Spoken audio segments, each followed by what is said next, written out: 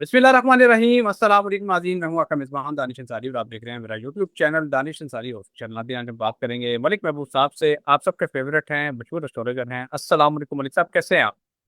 वालेकुम अस्सलाम। अल्लाह का शुक्र है। आप सुनाएं, क्या हाल चाल है, कैसे हैं? अल्हम्दुलिल्लाह मलिक साहब, मैं भी ठीक हूँ। मलिक साहब, ईरान की फौज की तरफ से बाकायदा ऐलान कर दिया गया है कि हम तमाम मुमकिन हालात के लिए और जंग के लिए मुकम्मल तौर पर तैयार हैं। किसी भी सूरत हाल में जरूरी तब्दीलियों के साथ भरपूर जवाब देंगे। ये जो ये बयान आया है, ये उस धमकी के बाद आया है जो डोनाल्ड ट्रंप ने गुज़श्ता रोज दी थी और कहा था कि ईरान पे हम भरपूर अटैक करने जा रहे हैं। सर, इस मर्तबा आइंदा आने वाले दिनों में आपको क्या वाकई कोई मिसाइल, कोई फुलझड़ियाँ, पटाखे चलते दिखाई देते हैं, या इस मर्तबा मामला जो है वो गर्म नहीं होंगे, यहीं पर रहेंगे, धड़कियों तक ही महदूद रहेंगे? क्या देखते हैं? देखिए, मैंने आपको बहुत दफा हर वीडियो में ऑलमोस्ट बताया है कि आप जो है ना, जमीनी कार्रवाई मुझे नजर नहीं आती। छोटे मोटे पटाखे पटुके ये बच सकते हैं, लेकिन कोई मेजर जैसे जंग हुई थी फरवरी मार्च में, ऐसे हालात नहीं नजर आ रहे मुझे। एक बात है कि पानी में फिर से वापस उसी पर आ रहा हूँ। पानी में मसाइल नजर आते हैं, पानी में अब मसाइल नजर आने वाले हैं, बल्कि आते क्या है, नजर आने वाले हैं। बहुत ही करीब है, क्योंकि जुपिटर ट्रांजिट कर चुका हुआ है। मैंने जैसे कहा था, कैंसर में ट्रांजिट करने वाला है 1 तारीख के रात में। तो अब जुपिटर ट्रांजिट हो गया है। अब आपको यहाँ से असरात जो है पूरी दुनिया में, बल्कि हर इंसान पे नजर आने शुरू हो जाएंगे। और मैं चाहूंगा कि हम एक प्रोग्राम जो है, हर जॉडिक साइन पे जुपिटर सैटर्न का जो एक ट्राइन कंप्लीट बन रहा है, उसके क्या असरात होंगे उसके ऊपर बात करेंगे। क्योंकि ये टॉपिक जो है, ये मुझे लगता है कि ये वैल्यूएबल है। बनस्बत ये कि हर महीने का जायचा क्या बताता है कि ये ट्राइन से हर साइन के ऊपर क्या इफेक्ट पड़ेंगे, ये ज्यादा मैटर करता है।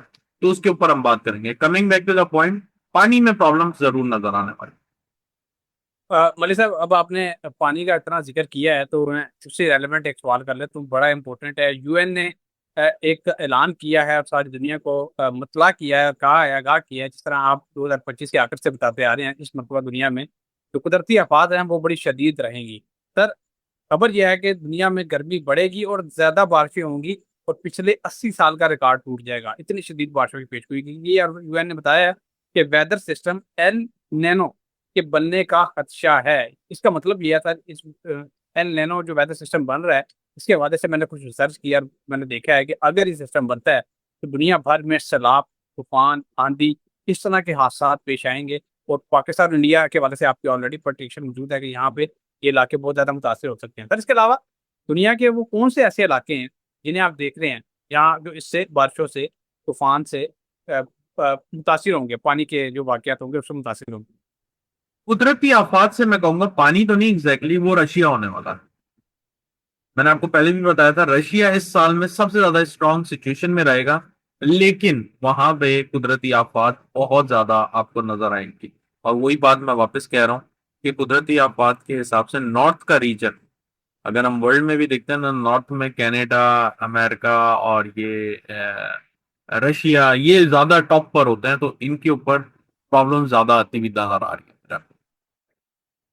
ओके मलिक साहब, अच्छा मलिक साहब, बैक टू द टॉपिक। एक बड़ा इंपॉर्टेंट क्वेश्चन है। ईरानी स्पीकर ने कहा है कि इसराइल ने लिबनान पर हमले जारी रखे तो अमेरिका से मुज़ाकरात रोक देंगे।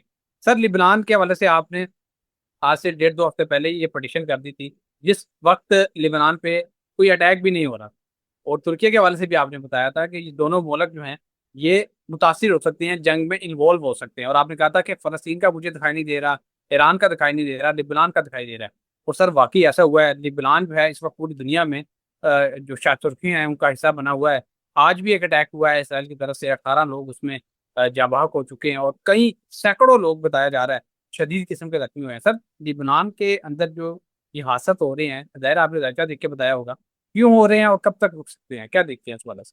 देखिए, लेबनान में जो इस वक्त मार्च की ट्रांजिट है ना, वो ट्रांजिट की वजह से ही ज्यादा प्रॉब्लम हो रही है। मार्च जैसे ही इस हाउस से, एरीज से निकल के नेक्स्ट हाउस में आएगा, तो इंशाल्लाह मामलात में बेहतरी आएगी। मतलब मैं बात कर रहा हूँ जुलाई अगस्त के बाद की। उसके बाद जो है चीजों में बेहतरी आती हुई दिखेगी। लेकिन उससे पहले खुदा ना खास्ता, अल्लाह ना करे, अल्लाह ना करे, कुछ बड़ा वाकया होता हुआ नजर आ रहा है मुझे लेबनान में। ओके मलिक साहब, पाकिस्तान के वाले से भी कुछ बात कर लेते हैं। खबर सामने आई है कि मशरक़ी वस्ता में जंगी सूरत हाल के मनफी असरात पाकिस्तान पे भी हुए हैं और पाकिस्तान में 80% अदारों ने सरमायाकारी करने से इनकार कर दिया है या उन्हें मौखर कर दिया है। सर, इतना बड़ा डेंट पाकिस्तान की मीशत को पड़ा है। पाकिस्तान की मीशत ऑलरेडी कोलैप्स कर चुकी है, जंग की वजह से लोग परेशान हैं, महंगाई अपने पीक पे है। सर, ये जो बड़े बड़े इदारों ने इनकार कर दिया इन्वेस्टमेंट करने से, इसके क्या मनफी असरात होंगे पाकिस्तान पे, क्या देखते हैं इस बारे से? देखिए, पाकिस्तान पे तो मैं आता हूँ, लेकिन आपको एक प्रिडिक्शन मैंने इस साल के शुरू में दी थी कि मुझे खुदा ना खास्ता ऐसा लगता है कि इस साल में रिसेशन आएगा फाइनेंशियल। और ये रिसेशन की निशानी है। और ये जो बड़ी बड़े इंस्टीट्यूट, बैंक्स और ये जो कमर्शियल इन्वेस्टमेंट वाले जो सारी प्रॉपर्टीज होती हैं, इनको जो होता है एक तरह से फोरकास्टिंग करते रहते हैं कि जो हालात हैं आने वाले हालात में और भी क्या पॉसिबिलिटीज है। तो फोरकास्ट में डेफिनेटली इनके लिए अच्छी चीजें नजर नहीं आ रही होंगी, जिसकी वजह से इन्होंने ये कहा है कि हम जो है इससे दूर जाते हैं। पाकिस्तान के जायके के हिसाब से अभी टाइम डिफिकल्ट सर, उधर अभी प्रॉब्लम है। मलिक साहब, नेक्स्ट खबर बड़ी इंपॉर्टेंट है, उसको मैं मिस नहीं करना चाह रहा, क्योंकि रूस की तरफ से एक मरतबा फिर अटैक किया गया है यूक्रेन में, और कैफ शहर जो है उसको निशाना बनाया गया है। बताया जा रहा है 48 लोग इसमें सर अब तक हलाक हो चुके हैं, और बताया जा रहा है कि सैकड़ों अफराद जख्मी हैं। सर, इतना बड़ा अटैक काफी टाइम बाद अब हुआ है, क्या अब यूक्रेन की तरफ से भी अटैक होगा, और क्या रूस और यूक्रेन का मामला एक मरतबा फिर इंटरनेशनल खबरों की जीनत बनने वाला है? क्या देखते हैं रशिया की सिचुएशन? मुझे एग्जैक्टली नहीं पता ये क्या हुआ, लेकिन मुझे इतना पता है कि डेफिनेटली कुछ ना कुछ इधर गड़बड़ हुई है, क्योंकि मैं इसको ऑलरेडी प्रेडिक्ट कर चुका हूं कि यहाँ पे अभी मुझे एक तरह से पीस दिखता है। और ये कोई ना कोई गड़बड़ या किसी तीसरे बंदे ने आगे गड़बड़ की है, जिसकी वजह से यहाँ पे गड़बड़ हुई है। लेकिन मुझे यहाँ पे अब पीस ही दिखता है। मुझे कोई मेजर हालात खराब होते हुए नजर नहीं आ रहे रशिया के। पाकिस्तान में काफी गर्मा गर्मी हो गई है, और आपने तकरीबन 1 डेढ़ महीना पहले से ही प्रोडिक्शन करते आ रहे हैं कि आपको पाकिस्तान में प्रोटेस्ट भी दिखाई दे रहे हैं, और डेमोस्ट्रेशन दिखाई दे रही हैं। और ये महीना वो है जब ये अमूमन इस तरह की डेमोस्ट्रेशन होती नहीं है, क्योंकि गर्मी का टाइम होता है, लोग सड़कों पर नहीं आते। लेकिन सर, इतनी ज्यादा पॉलिटिकल एक्टिविटीज हो रही है पाकिस्तान में। खबर सामने आई है, एक तो गिलगित बल्तिस्तान का इलेक्शन चल रहा है उसकी वजह से भी, और खबर सामने आई है केपी में फॉरवर्ड ब्लॉग प्रोपोगंडा है, जब तक इमरान खान का नया पैगाम नहीं आता मैं ही वज़ीर आला रहूंगा। ये बात किसने की है? सोहेल अफरीदी ने किया सर। एक बकायदा खैबर पख्तूनख्वा में फॉरवर्ड ब्लॉग बन चुका है, और सोहेल अफरीदी को हटाने की भरपूर कोशिश की जा रही है। क्या इसमें कामयाबी मिलेगी, या फिर इमरान खान साहब के फैसले को अहमियत दी जाएगी, खान साहब जो फैसला सुनाएंगे उसी पर अमल होगा? क्या देखते हैं? देखिए, मुझे अभी नहीं लगता सोहेल आफरीदी कहीं जाने वाला है। मुझे नहीं लग रहा है। मैं आपको बता रहा हूँ, चैलेंजेस जरूर आएंगे, प्रॉब्लम्स आएंगे, लेकिन सोहेल आफरीदी का जाना, उसके बहुत ही कम चांसेस हैं, लेकिन बहुत कम चांसेस हैं। और जिस तरह की इनकी पर्सनालिटी है, मुझे बहुत मुश्किल लग रहा है कि वो अभी जाने वाले हैं। वो जा रहे हाना खेलने वाले हैं बहुत जल्दी। आपको ये भी बता दूं, बहुत बड़ी इनिंग्स खेलते हुए आपको नजर आएंगे। मतलब ये तो आपने बड़ी दिलचस्प प्रोडिक्शन की है, और पीटीआई के कारकुनान के लिए ये बड़ी अच्छी खबर भी हो सकती है। सर, पीटीआई में इख्तलाफात भी बहुत ज्यादा शिद्दत अख्तियार कर गए हैं। आज अलीमा खान सानम साहिबा का एक बयान आया, उन्होंने कहा है कि सोहेल अफरीदी को मुखातिब करके कहा है, क्या खान साहब से मुलाकात करवा दी जाएगी? बुशरा बीबी की तो आज मुलाकात हो गई है, लेकिन बाहर आउटसाइड से किसी की मुलाकात नहीं होने दी जा रही। क्या खान साहब का जडियाला का रास्ता जो है वो खुद साहब देख रहे हैं मुलाकात के हवाले से?